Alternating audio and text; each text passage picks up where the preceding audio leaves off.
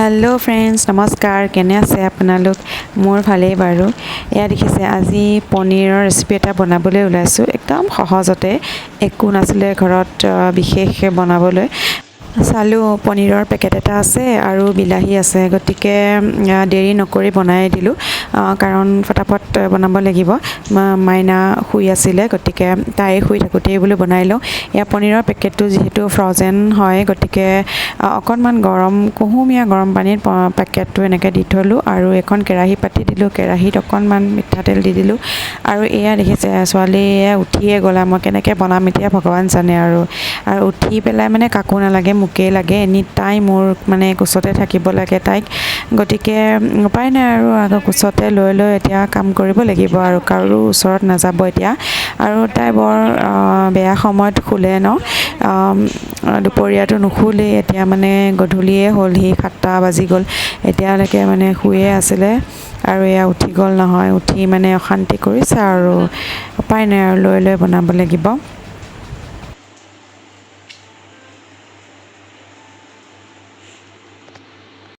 আনফালে এয়া মোৰ কেৰাহীৰ মিঠাতেল গৰম হৈ গ'ল আৰু এয়া দি দিলো পিয়াজ তেজপাত দিছিলো যে তেজপাতটো দিছিলো এতিয়া পিয়াজ দিলো পিয়াজখিনি অকনমান এনেকে ফ্ৰাই কৰি লম অকনমান ভাজ খোৱালৈকে ৰম আৰু এয়া মই আদা নহৰু পেষ্ট ইউজ কৰিছো আদা যেটো সময় বহুত কম আৰু ছোৱালীও বহুত আমনি কৰিলে গটিকে পেষ্ট আছিলে গটিকে পেষ্টকে ফটাফট বনাব লাগে মোৰ আৰু বিশেষ সময় নাথাকে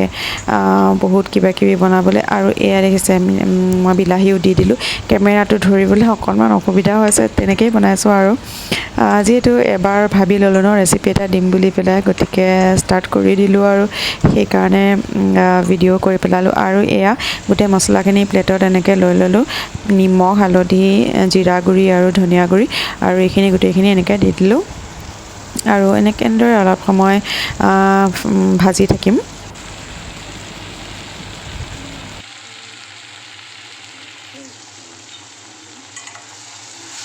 যেহেতু মনকনক এনেদৰে কুছত লৈ লৈ এনেকে কেমেৰাও ধৰিছো গটিকে অকনমান অসুবিধা হৈছে যেহেতু ষ্টেণ্ডাল নললো মই আৰু তাইও আমনি আৰু এনেদৰে ঢাকুন লগাই লগাই মই এনেদৰে অকনমান ভাজি লম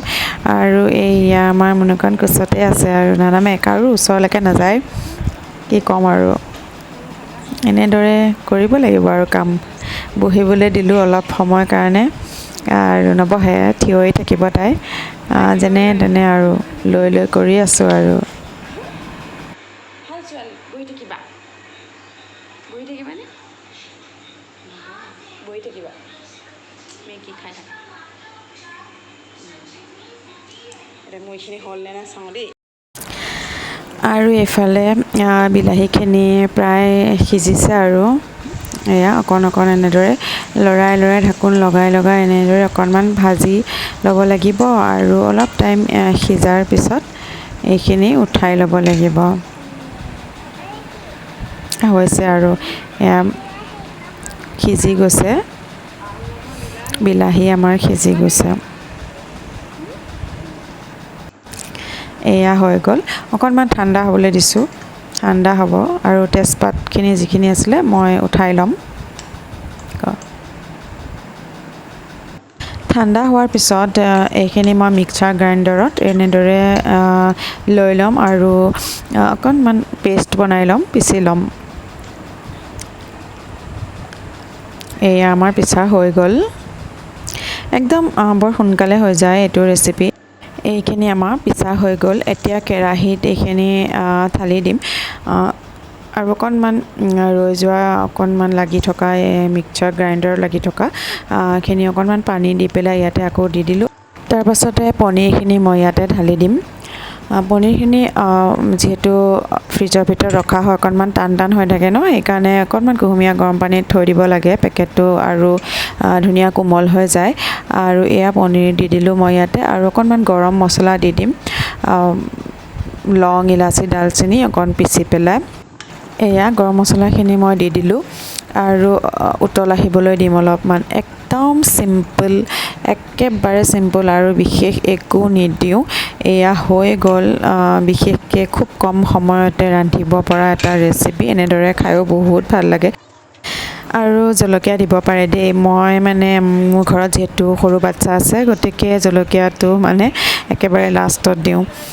বা একেবাৰে নিদিওঁৱেই প্ৰায় আৰু আপোনালোকে যদি জলকীয়া খাবলৈ ইচ্ছা কৰে তেতিয়াহ'লে দিব পাৰে